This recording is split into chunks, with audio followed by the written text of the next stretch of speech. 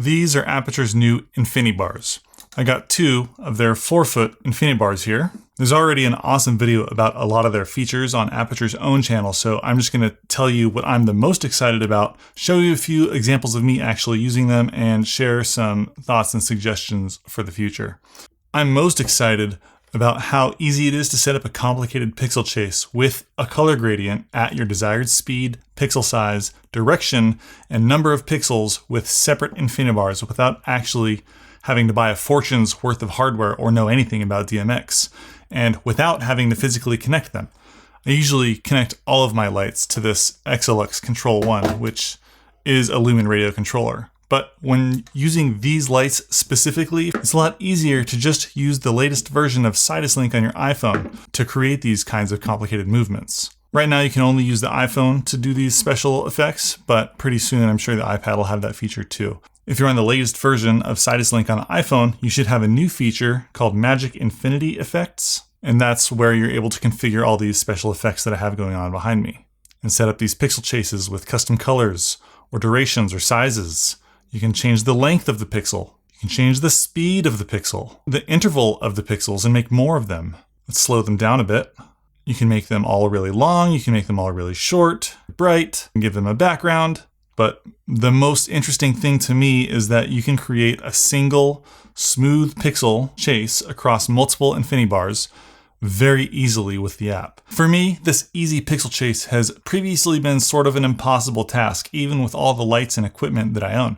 The InfiniBars execute these pixel chases almost flawlessly. This is the first Pixel 2 bar that I can recommend that anyone pick up if they're just trying to easily simulate driving by streetlights or sitting in a subway or anywhere where you really need to have a light chase animation sequence. I've noticed some issues with a little bit of flickering once in a while, but it's working fine behind me as you can see it. This is brand new equipment with brand new firmware, and I'm sure that any issues that I've seen will be ironed out very quickly if they're not already ironed out on the latest firmware. If I'm just using them as static lights, it's a lot easier to get everything configured with just a single controller. These lights only top out at 600 lux at 1 meter away at 100% intensity. Now that's not the competition they're trying to win, but here's what it looks like. Key light. Let's go with 5600 Kelvin and let's pump that brightness. I mean, I'm still at f4 ISO 800, 180 degree shutter speed, so 1/50-ish. Yeah, 1 meter away, I was getting about 770 lux with 2 of them at 100% intensity. That's not how I use my lights though, is it? Let's stick this one over here, and we can stick one on a little tripod here. There we go. Pretty bright, decent looking situation we've got going here. Move this one over here. And this is with just 2 4-foot InfiniBars. I could also probably move one over here. Just attached it to my wall because there's some metal in there. Maybe get this one over here a little bit more. Maybe fix that color. That looks pretty good. I think that we need the grid though. Actually, I'm gonna go with the softbox for this one, which I happen to have. Personally, I really like the little grid. Let's put them on. The grid works really well. You just stick it in there, Velcro it on, boom. Now you've got directional light.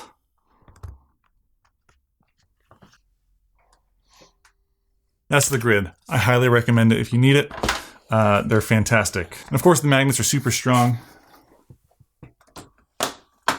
And let's take a look at the softbox. I have that one back there being mounted with just a single magnet. I would recommend getting 2 points of contact though for stability. It's difficult to design accessories that work really well but also pack up really flat, but they did a decent job with the softbox for the InfiniBar. So we've got these extra little flaps that are kind of a challenge. I'll show you a close-up. Like, you have to line them up. And then we got the end pieces here. Just kind of go like that.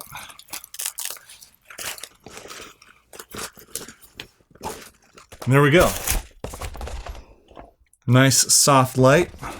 The softbox is not my favorite design of softbox ever, but if you do need a softbox for this light, it's a great, it's one of the only options, and I just don't love the design of it, and I don't have any recommendations to make it any better. I'm sorry. There we go. 2 InfiniBars, 1 softbox.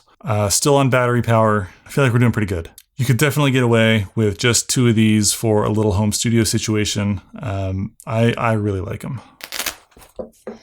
I plan mainly on using these as background and accent and special effects lights. I don't intend to use these as a key light. Aputure made a whole bunch of interesting mounting accessories too, and it lets you power more than one light with a single brick. But the 4-foot InfiniBar, the ones that I have, don't qualify there. You need one of the included power bricks per 4-footer if you plan to have these plugged in while running in studio mode or something, which they just added with firmware. Studio mode turns the lights on and off when power is detected. So if you were to hook them up all to a power strip or something, then you could just easily turn them on with a single light switch. All right, so the studio mode is a little bit weird. Watch what happens when I turn the power off.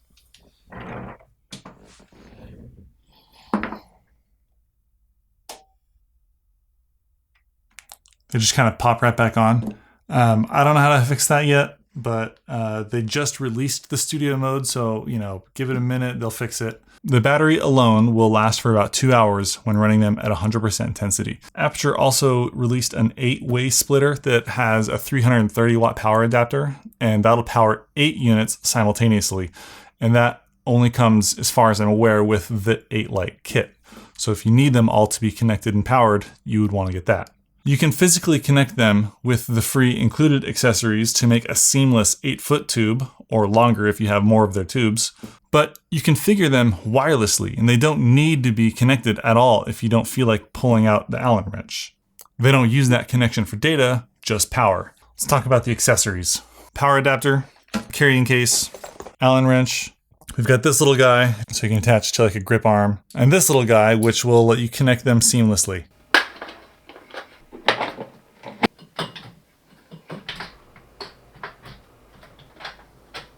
And here we are, 100% intensity. They're a couple feet above me. I really like the look we're getting out of this. Now, we've got that smooth pixel chase. And we'll turn the rest of the lights off. There, does it look like I'm sitting on a bus? Let's go with 26 pixels. I have much more powerful and more expensive 4-foot RGB WW pixel tubes, the Quasar Science Double Rainbows. Here, we've got one right here.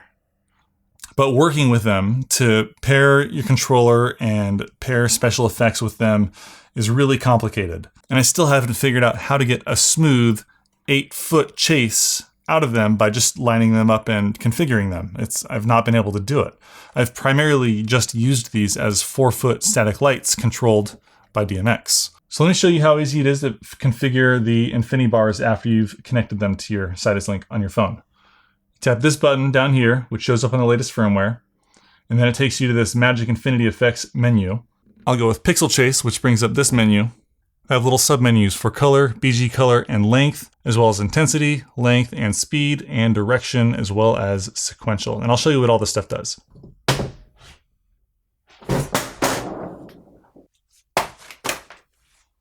Well, they're durable. I lost one of my magnets. I found it. It was attached. It was still attached to the C-stand from when I ripped it off. There we go. That's why it fell, because I was trying to connect it with just the receiving magnet, not the actual attaching magnet. Anyways, so here's what we're going to do. You can pick one gradient color over there, and then on the other side you can pick a different color. Let's go. So we wanted red. And we want green, and I'm going to hit play. So that creates a pixel that is a gradient and continues to travel up and down the tubes. Instead of a pixel that is a gradient, I want to make the pixel fade from one color to the next.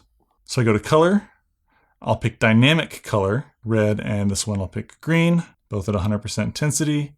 Change period 3 seconds or all the way up to 100 seconds. So I'm going to go with a change period of 5 seconds. So now it'll transition from green to red over and over through 5 seconds. Instead of a sequential animation, I would like to do a reciprocating animation. And I would like for it to be the other direction. I can't do that. So instead of going up, down, up, down, up, I want us to go up, down, up, down. So I'm just going to flip them.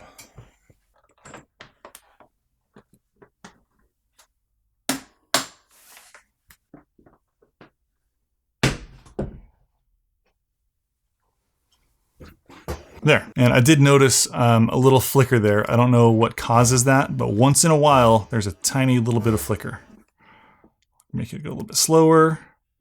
And let's make it a little bit longer. And we're going to add more pixels. So now we've got a few different pixels. And I'm going to go back to sequential. And if you wanted to do the whole rainbow thing, you can still do that, and it'll operate as one solid rainbow. And across the Infinity Bar, it has all these little holes, and those are for the power and the mounting accessories. So if you had a whole bunch of them connected in different shapes, you could still power them. Again, you don't have to connect them physically to get them to operate with Magic Infinity effects. I installed them into my background and connected them to my DMX controller. So now I can just control them with this. So I put them onto the same channel, so everything that I do one, the same thing happens to the other one. So that's my background now. And I went ahead and put the Quasar Science tube that I had above me, and now I can do stuff like this. A little accent there, maybe go green. And then I'll put the Infinity Bars up at some nice pink color. Pretty cool. They developed a whole line of accessories to connect these lights together in all kinds of shapes, and they'll probably go further and develop more powerful versions that use the same connectors. At least that's what I would do. As it currently stands, these are already my favorite tube lights because I can finally use them in the ways that I have wanted to. So if you want to pick up your own Infinity Bars, there's a link to where you can find them If you want to pick up your own Infinity Bars, there's a link to where you can find them in the If you want to get your own Infinity Bars, there is an affiliate link where you can find them in the description of this video. Thanks for watching. I'll see you next time. Peace.